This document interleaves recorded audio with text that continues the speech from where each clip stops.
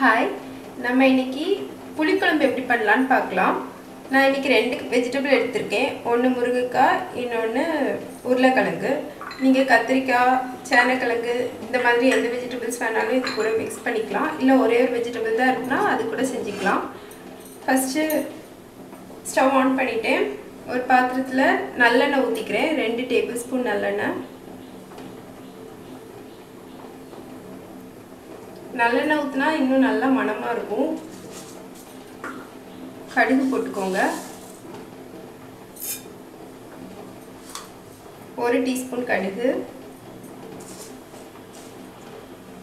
1 teaspoon உளுந்து பருப்பு, 1/2 teaspoon வெந்தயம், கொஞ்சம் கருவேப்பிலை போட்டுக்கோங்க.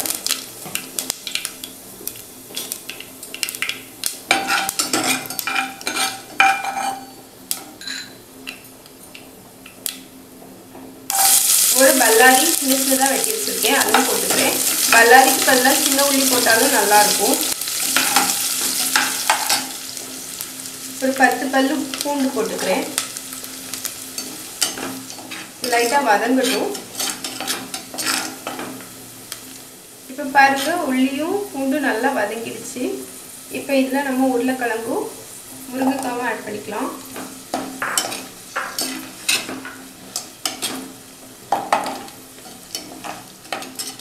லைட்டா அந்த எண்ணெயில லைட்டா வதங்கட்டும். அதுக்கப்புறம் தண்ணி ஆட் பண்ணிக்கலாம்.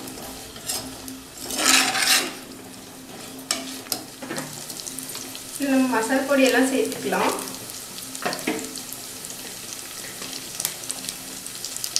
இதுக்கு முன்னாடியே இந்த மசாலா பொடி எப்படி பண்றதுங்கிற வீடியோ போட்டிருக்கேன். அது செய்யாதவங்க இனி சாம்பார் பொடி இருக்குல்ல, அது போட்டுக்கோங்க, அது நல்லா இருக்கும். நான் சாம்பாருக்குமே இந்த பொடி தான் யூஸ் பண்ணுவேன், அதனால இதே பொடி போட்டுட்டு சாம்பார் பொடி போட்டுட்டு கொஞ்சம் கூட காரம் வேணும்னா கொஞ்சம் வத்தல் பொடி போட்டுக்கோங்க. கூட கொஞ்சமாக மஞ்சள் பொடி,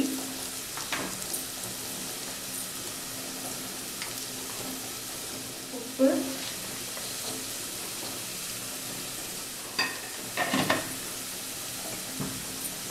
ஒருக்கா நல்லா மிக்ஸ் பண்ணிட்டு தண்ணி ஊற்றிக்கலாம்.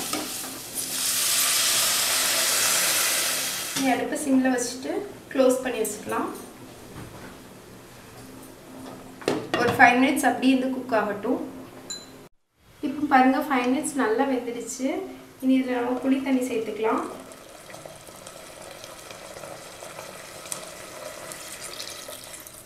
இதுக்கு பேரே புளி குழம்பு தான், அதனால கொஞ்சம் கூடுதல் புளிப்பு இருக்கணும்.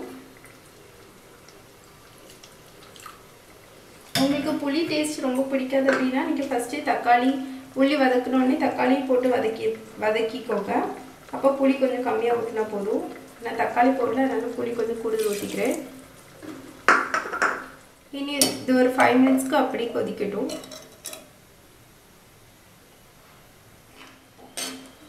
உங்களுக்கு நல்லெண்ணெய் பிடிக்காது அப்படின்னா நீங்கள் குக்கிங் ஆயில் எதுனாலும் யூஸ் பண்ணிக்கலாம். நல்லெண்ணெய் தான் ஊற்றணும்னு இல்லை, நல்லெண்ணெய் ஊற்றினா அந்த ஃப்ளேவர் இன்னும் நல்லாயிருக்கும். அதே போல் சாம்பார் பொடிக்கு பதிலாக நீங்கள் வத்தல் பொடி, மல்லிப்பொடி அது போட்டாலும் போதும். பாருங்கள் நல்லா கொதிச்சிருச்சு. நம்ம இந்த ஸ்டேஜில் ஆஃப் பண்ணிடலாம். இது நல்லா சுடு சோறோட ரொம்ப சூப்பராக இருக்கும். எல்லோரும் ட்ரை பண்ணி பாருங்கள். தேங்க்யூ.